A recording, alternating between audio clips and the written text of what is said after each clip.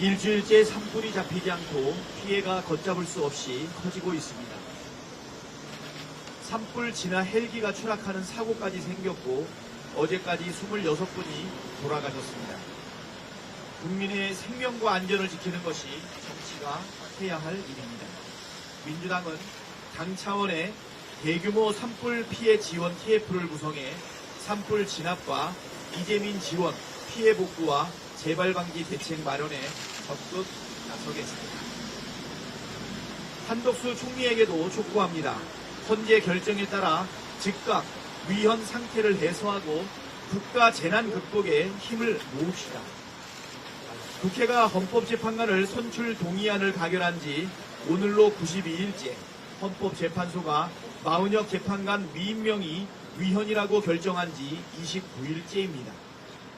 한덕수 총리 스스로 헌재 결정을 존중하고 따라야 한다고 말해놓고 마은혁 재판관 임명을 거부하는 것은 명백한 모순입니다.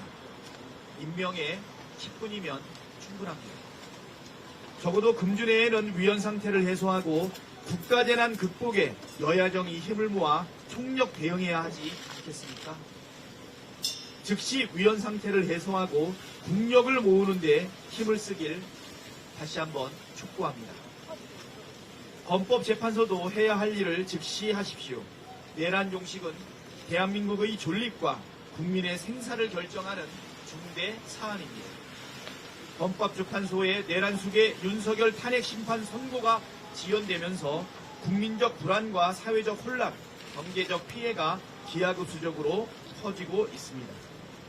오늘로 12.3 내란 발발 115일째, 탄핵소추안 가결 104일째, 탄핵 심판 변론 종결 31일째인데 도대체 언제까지 기다려야 합니까?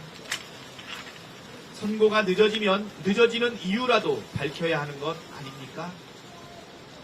헌법재판소가 헌법 소홀하는 중대한 책무를 방기하는 사이 온갖 흉흉한 소문과 억측이 나라를 집어삼키고 있습니다. 헌법재판소의 존재 이유에 대한 근본적 회의도 그만큼 커졌습니다. 헌법재판소는 오늘 바로 선고 기일을 지정하고 내일 당장 윤석열을 파면하십시오. 국민이 계속 인내하며 기다려줄 거라 생각한다면 오산입니다. 어제 2심 법원이 이재명 대표에게 무죄를 선고했습니다. 수백 건의 압수수색과 기소 남발, 무더기 증인 소환으로 국민의 인권을 짓밟은 검찰의 억지 조작 기소에 법원이 철퇴를 가했습니다. 사필 규정입니다. 그런데 검찰은 반성은커녕 항고하겠다는 입장을 냈습니다. 내란 숙의 윤석열에 대해서는 피의자의 인권 운운하며 즉시 항고를 자발적으로 포기하더니 야당 대표 이재명에게는 인권이 없습니까? 검찰의 못된 행태는 기필코 뿌리 뽑겠습니다. 검찰은 지난 3년 내내 윤석열, 김건희 부부의 홍위병 역할을 자임하며 야당 탄압과 정적 제거에 앞장선 책임을 반드시 져야 할 것입니다. 국민의힘 권성동 원내대표는 오전에 법원의 판단에 승복해야 한다더니 오후에 무죄가 나오자마자 손바닥 뒤집듯 말을 바꿔 재판부를 공격했습니다. 이렇게 쉽게 거짓말을 하고도 양심의 가책을 느끼지 않는지 묻고 싶습니다.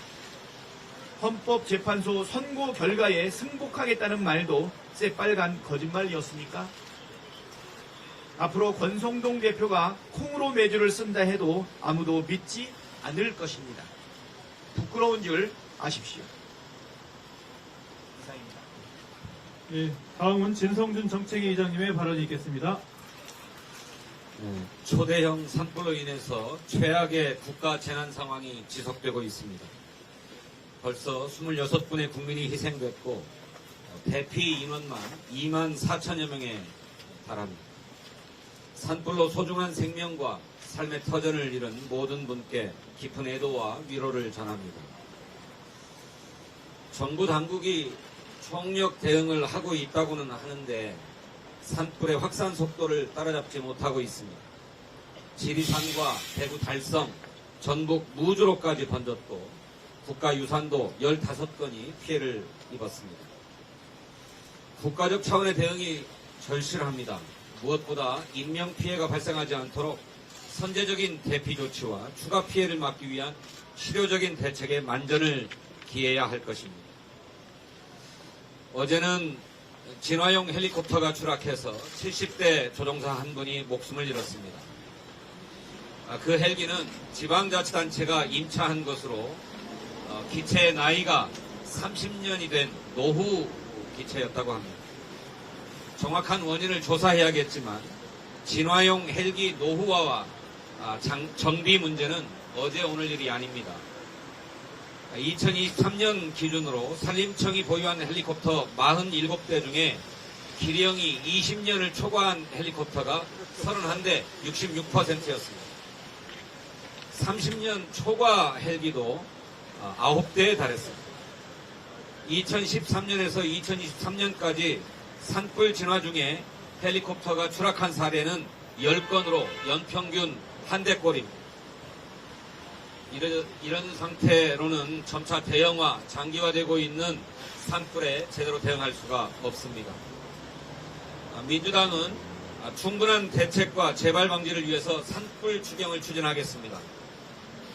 여야가 모두 조속한 추경을 정부에 요구했고 산불 추경의 필요성에도 한 목소리를 내고 있습니다만 기획재정부는 추경 편성을 위한 부처별 협의조차도 진행하지 않고 있습니다.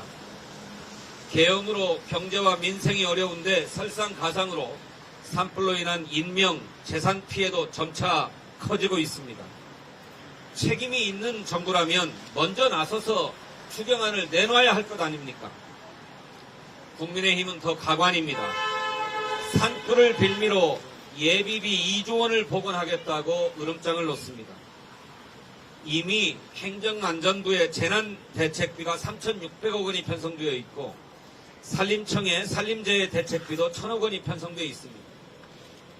소관부처 예산이 부족하다면 목적 예비비 1조 6천억 원에서도 집행이 가능합니다. 그것으로도 부족하면 재해대책 국고 채무부담 행위로도 1조 5천억 원을 활용할 수 있습니다. 윤석열이 내란의 밤에 경제부총리에게 지시했던 것처럼 내란 예산, 비상입법기구 예산이라도 확보해 주려는 것인지 묻지 않을 수 없습니다. 산불 진화와 피해 복구가 우선인 때에 또다시 정쟁만 일삼자는 저희를 도대체 알지 못하겠습니다. 민주당은 지난 2월에 발표한 민주당의 자체 추경 제안에 국민안전 예산으로 9천억 원을 편성해 놓은 바 있습니다. 소방 헬기, 산림화재 대응 장비 등 예산도 포함된 만큼 추경 논의를 지금 시작하면 됩니다. 계엄과 항공기 참사, 산불로 급속히 얼어붙은 내수경기 회복도 정말 절실합니다. 우리 당이 제안한 민생회복 소비 쿠폰, 상생 소비 캐시백, 8대 분야 소비 바우처, 지역화폐 할인 지원 등 소비 진작 4대 패키지에 대해서도 적극 검토할 것을 촉구합니다. 민주당은 신속한 산불 추경, 민생 추경을 통해서 국민의 일상 회복을 지원하는 데 진력하겠습니다. 법원이 이재명 당대표에 대한 항소심에서 정치검찰의 주장 모두를 배척하고 무죄를 선고했습니다. 무리한 기소에 납득되지 않았던 판결을 했던 1심과 비교해서 지극히 상식적인 결과입니다. 이것은 윤석열 정권의 반인권적 정적 제거용 정치 기소가 법원으로부터 유죄 판결을 받은 것이다 라고 평가될 수 있습니다. 정적 제거를 위해서 검찰권을 총동원해서 먼지 털듯 수사한 것 자체가 국가폭력입니다. 검찰은 1심에서 인식을 처벌할 수 없다는 반박이 제기되자 교유행위라는 사전에도 없는 말로 공소장을 변경했습니다. 공직선거법은 다행히 무죄 판결을 받았지만 이 대표를 향한 정치검찰의 폭력은 현재도 진행 중입니다. 이 대표 본인은 8개 사건에 12개 혐의로 5건의 재판이 진행 중이고 그 배우자 역시 법인카드 10만 4천 원을 사용한 혐의로 기소되어 있습니다. 민주화 이후 검찰이 이토록 정치 기소와 표적 수사, 정치 보복을 남발한 적이 있습니까? 국가범죄의 공소시효를 폐지하고 철저하게 처벌하는 법안이 필요합니다. 원내 제1당의 당 대표도 이토록 대놓고 탄압을 하는데 일반 국민이야 오죽하겠습니까? 국회는 반인권 국가범죄의 시효 등에 관한 특례법을 통과시킨 바 있습니다. 이에 대해서 윤석열의 대행이었던 최상목 부총리가 거부권을 행사해서 제2표결을 남겨두고 있습니다. 좌고우면할 이유가 없습니다. 민주당은 제2표결을 통해서 조속히 이 법을 통과시키겠습니다. 더는 국가폭력에 의한 범죄로 피해를 입는 국민이 없도록 하겠습니다. 한 말씀만 더 드리겠습니다. 어제 2인 체제의 방송통신위원회가 EBS 사장의 위법 자벽 시비가 큰 신동호 EBS 이사를 임명했습니다. 불과 이틀 전에 민주당이 알박기 인사 명단을 공개하면서 경고했건만 탄핵 선고가 지연되는 상황을 틈타서 한 자리라도 더 차지하려는 모렴치한 작태를 보였습니다. 이미 법원에서 방송통신위원회의 2인 체제 판결이 위법하다고 판단했지 않습니까? 위법을 저지르면서까지 알박기 인사를 강행하고 있는 것입니다. 신동호 씨는 MBC 아나운서 국장 시절 방송인 블랙리스트를 만들고 회사에서 내쫓은 장본인입니다. 국민의힘의 전신인 미래통합당의 비례대표 후보이기도 했던 정치인입니다. 민주당은 이런 사태를 결코 좌시하지 않겠습니다. 이미 천명한 대로 공공기관 운영법을 반드시 개정해서 기관장의 임기를 대통령의 임기와 일치시키겠다 하는 말씀을 다시 말씀드립니다. 감사합니다. 네, 다음은 박성준 원내운영수석님의 발언이 있겠습니다. 권력을 가진 자가 정치적 경쟁자를 죽이려 하면 할수록 경쟁자는 살아난다. 대한민국 현대사가 증명하고 있습니다. 이재명 대표를 윤석열 검찰이 어떻게든 제거하려고 온갖 무리수를 써가며 대장동부터 공직선거법까지 무차별 공격을 했지만 결국 실패했습니다. 견제받지 않는 권력이자 사법살인의 도구가 된 검찰은 과거 군사정권 시절 안기부 수준으로 타락했습니다. 민주화 이후 안기부를 근본적으로 개혁했듯이 이제 검찰 개혁은 시대의 소명이 됐습니다. 이재명 대표의 재판만 바라보며 인디언 기우제를 지냈던 국민의힘의 마지막 소망도 이제는 사라졌습니다. 헛된 희망을 이제는 버려야 합니다. 권영세, 권성동 대표는 조속히 헌법재판소의 선고기일 지정을 촉구해야 합니다. 극우 세력과 함께 헌재의 선고기일 지정을 회방하고 협박하며 언제까지 나라를 망가뜨릴 생각입니다. 내란을 일으키고 국가를 붕괴시키는 세력이 오히려 큰 소리만 치고 있습니다. 마치 21세기에 천동설이 맞다며 기동설을 겁박하는 꼴이나 다름없습니다. 쿠데타로 정권을 잡은 민정당에는 민주정의당이죠. 민주도 정의도 없었듯이 국민의힘에는 국민이 완전히 빠져있고 배제되어 있습니다. 지금 국민이 애타게 기다리고 있는 것은 윤석열의 파면입니다. 국민의힘은 국민의 뜻을 단 한 번만이라도 제대로 따르기 바랍니다.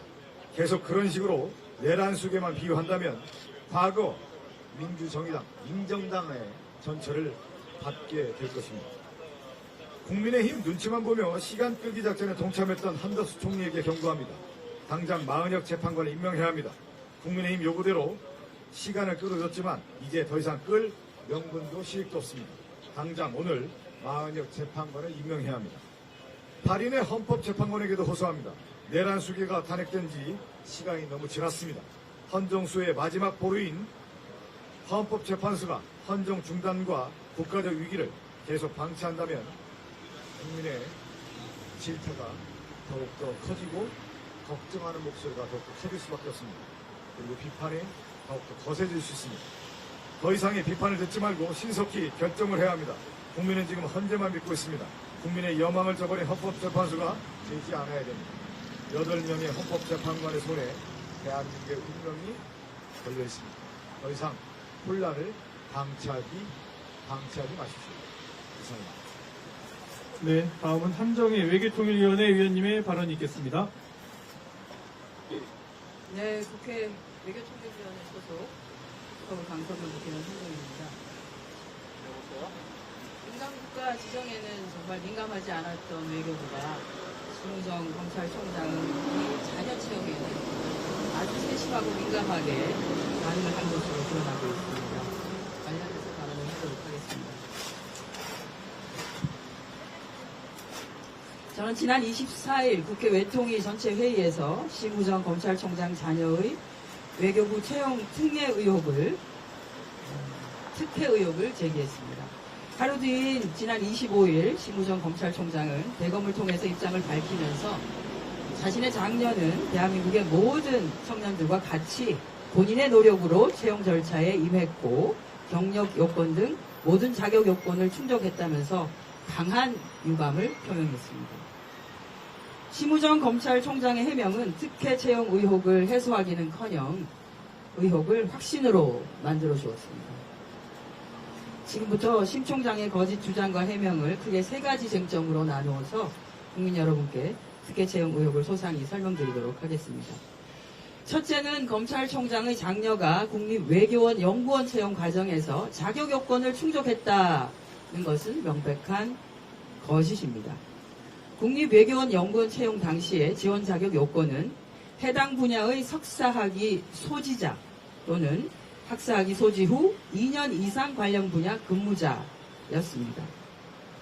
심 총장은 자신의 딸이 당시 석사학위 취득 예정자로서 석사학위 수여 예정 증명서를 제출했고 근무 개시일 이전에 학위를 취득하여 자격 요건을 충족했다고 주장합니다. 묻고 싶습니다. 석사학위 취득 예정자와 석사학위 소지자가 같습니까? 이는 엄연히 다른 의미입니다. 특히 채용 시장에서는 완벽하게 다르게 받아들여집니다. 동일한 기관인 국립외교원의 외교안보연구소의 채용 공고문을 보더라도 응시자격 판단 기준일은 채용 공고 마감일로 명시되어 있습니다.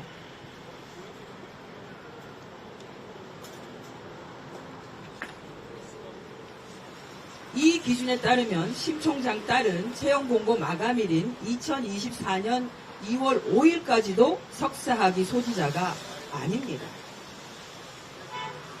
검찰총장과 입을 맞춘 듯한 국립외교원의 해명 또한 어처구니가 없습니다. 국립외교원은 문의를 해온 응시자들에게 학위 취득 예정자도 가능하다고 안내했기 때문에 문제가 없다고 얘기합니다.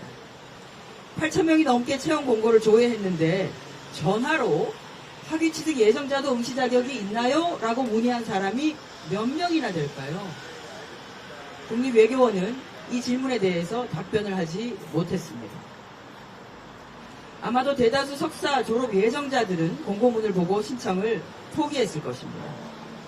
국립외교원의 주장대로 석사학위 취득 예정자도 염두에 두었다면 타 부처와 같이 채용 공고문에 명시적으로 기술했어야 합니다.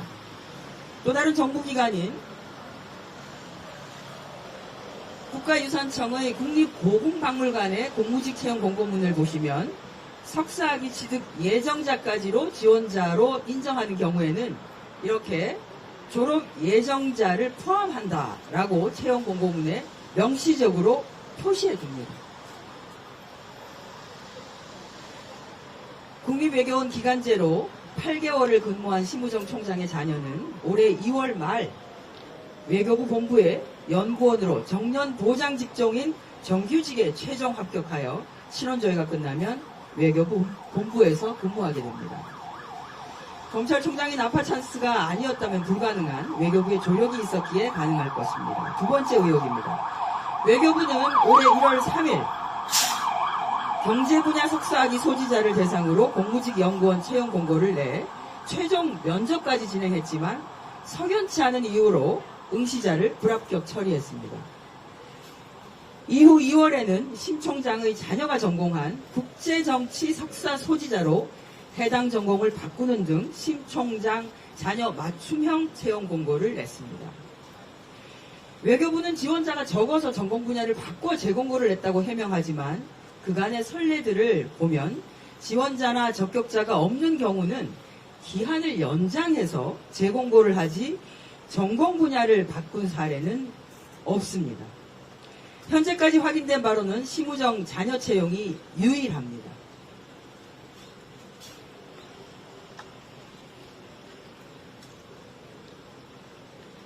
이번에도 심 총장 자녀에게는 하늘이 도우시는 이례적인 기회가 주어진 것입니다. 우연히 반복되면 우연이 아닙니다. 마지막으로 검찰총장은 자신의 자녀가 외교부 채용 공고상 필요한 2년 이상의 경력을 충족했다고 하지만 이는 경력 워싱에 불과합니다. 심 총장의 자녀는 국립외교원 연구원 8개월 경력, 서울대학교 국제대학원 연구보조원 1년 10개월 3일, 유엔 산하기구 인턴십 6개월, 도합 35개월의 경력을 갖추어서 국제정치 분야 석사학위 소지자로서 해당 분야 실무 경력 2년 이상인 자인 응시자격 요건을 충족했다고 주장합니다. 이 중에 서울대학교 국제대학원 연구보조원과 유엔 산하기구 인턴십 경력은 외교부 자체도 실무 경력으로 인정하지 않고 있습니다. 이러한 이유로 응시 원서에는 경험형과 경력형으로 경력을 구분하는 경우가 대다수입니다. 타부처인 국립국어원의 공무직 채용 공고를 보면 관련 분야 상근 경력만을 인정하고 대학 조교 경력, 학위 취득에 소요되는 학위과정 경력, 연구 용역 수행 경력은 제외한다고 매우 구체적으로 명시되어 있습니다. 멀리서 찾을 것도 없습니다. 같은 부처인 외교부의 다른 채용 공고문을 보십시오. 인턴, 조교, 객원 연구원 경력은 실무 경력으로 인정하고 있지 않습니다. 왜? 심우정 총장의 자녀만 그게 인정이 되는 겁니다. 결과적으로 심우정의 자녀는 국립외교원에서의 8개월 실무 경력이 전부인 것으로 채용 자격 요건에도 부합하지 못합니다. 심우정 검찰총장님, 아무리 자식 일이라지만 좀 부끄럽지 않습니까? 이러한 경력들을 실무 경력으로 인정한 외교부 또한 국민들께 그리고 청년들에게 사과해야 합니다. 최근에 선거관리위원회의 채용 과정이 특혜로 올룩져 있었다는 사실이 드러나 청년들은 취업도 비익빈 부익부 백 없는 게 죄라며 분노를 넘어 무력감을 느끼고 있습니다. 심우정 총장 자녀 특혜 채용에 빗대어서 최고의 스펙은 역시 아빠라는 자조적인 비아냥도 생겼습니다. 만약 심우정 검찰총장이 어떤 식으로든 자녀의 취업 과정에 개입했다면 이는 심우정 검찰총장의 사태로 해결될 문제가 아닙니다. 유연하고 관대한 기준을 특별히 적용해서 심 총장의 자녀에게 특혜를 부여한 외교부 역시 엄중한 법의 심판을 받아야 할 것입니다. 심우정 검찰총장 자녀 특혜 채용 과정과 외교부의 공무직 채용 과정 전반에 대한 철저한 감사가 필요합니다. 저와 더불어민주당은 감사원의 감사 청구를 포함한 모든 수단을 동원해서 이번 특혜 채용의 진상을 낱낱이 밝히도록 하겠습니다. 고맙습니다. 네, 다음은 정태호 기획재정위원회 정조위원장님의 발언이 있겠습니다. 네, 정태호입니다. 헌법재판소가 한국 경제에 짐이 되고 있습니다.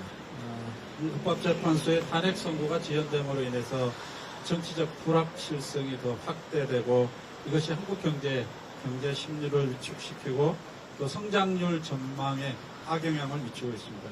지난 25일 원달러 환율이 50일 만에 장중 1,470원대를 돌파했었습니다. 전날 한덕수 국무총리 탄핵 소추안 기각과 윤석열 탄핵 선고 지연에 따른 것입니다. 3월 이후 글로벌 약달러 흐름 속에서도 오직 한국과 터키의 두 나라만이 자국 통화 가치가 하락했습니다. 정치적 불확실성이 지속되었기 때문입니다. 다음 주로 예정되어 있는 미국 트럼프 정부의 슈퍼 관세대의 결과에 따라 원화 가치 추가 하락 가능성도 예상되고 있습니다. 헌법재판소 선고가 지연되면서 비상계엄과 탄핵 정국 속에서도 지켜졌던 국가 신용 등급이 하락할 가능성이 있다는 분석도 나왔습니다. 최근 시티은행은 탄핵 심판 선고가 4월 중순 이후로 지연될 경우 정치적 불확실성의 장기화로 금융시장 변동성이 확대되고 이로 인해 국가 신용등급 전망이 낮아질 가능성이 있다라고 경고하고 나섰습니다. 신용등급이 한번 낮아지면은 이를 회복하는데 수년의 기간이 걸립니다. 그 비용은 오롯이 전 국민이 부담해야 됩니다. 국내 소비도 더욱 얼어붙고 있습니다. 연초부터 2달 연속 반등하던 국내 소비자 심리 지수가 전월 대비 1.8%포인트 하락한 93.4를 기록했습니다. 소비자 심리 지수는 5%대 고물가 충격이 한창이던 지난 2023년 1분기 이후 8분기 만에 최저를 기록했습니다. 윤석열 내란 사태로 확대된 한국 경제의 불확실성은 지난해 12월 14일 탄핵이 가결되면서 일부 해소되었었습니다. 그러나 헌법재판소의 탄핵 선고가 늦어지면서 다시 흔들리고 있는 것입니다. 국제금융센터에 따르면 JP모건, 시티은행, 캐피탈 이코노믹스 등 해외 언론과 경제금융기관들은 탄핵 선고가 예상치 않게 늦어지는 것 자체가 대한민국 경제의 리스크라고 지적하고 있습니다. 윤석열 파면 선고가 늦어지면서 한국 경제의 불확실성이 커지고 있기 때문입니다. 헌법재판소가 한국 경제의 리스크가 되고 있는 것입니다. 한국 경제의 골든타임이 지나고 있습니다. 가장 중요한 것은 정치적 불확실성을 신속히 제거하는 것입니다. 경제위기 극복과 한국 경제의 지속 성장을 위한 첫 번째 관문은 헌법재판소의 즉각적인 윤석열 파면입니다. 헌법재판소가 그 책임을 명확하게 인식해 줄 것을 강력히 요청드리는 바입니다. 감사합니다. 네, 다음은 최연일 행정안전위원회 위원님의 발언이 있겠습니다. 예, 역대 최악의 괴물 산불이 우리 국토를 집어삼키고 있습니다. 며칠 전에 당 재난대책위 위원님들과 함께 경북 의성과 경남 산청의 피해 현장을 다녀왔습니다. 사진과 영상으로 접했던 것보다 훨씬 더 참혹했고 그야말로 전쟁터를 방불케 했습니다. 이 참혹한 재난을 극복하기 위해 필요하다고 생각하는 세 가지를 말씀드리겠습니다. 첫째, 더 이상의 인명 피해를 막아야 합니다. 지금까지 26분이 희생되셨습니다. 희생자 대부분은 60대 이상 고령자분들이고 대피 도중에 도로와 차량 안에서 변을 당하셨다고 합니다. 재난 문자 혼선 등 당국의 미흡한 초기 대응이 인명피해를 키웠습니다. 국민의 생명과 안전을 지키는 것은 국가의 가장 기본적인 책무입니다. 정부는 추가적인 인명피해가 없도록 만전을 기해합니다.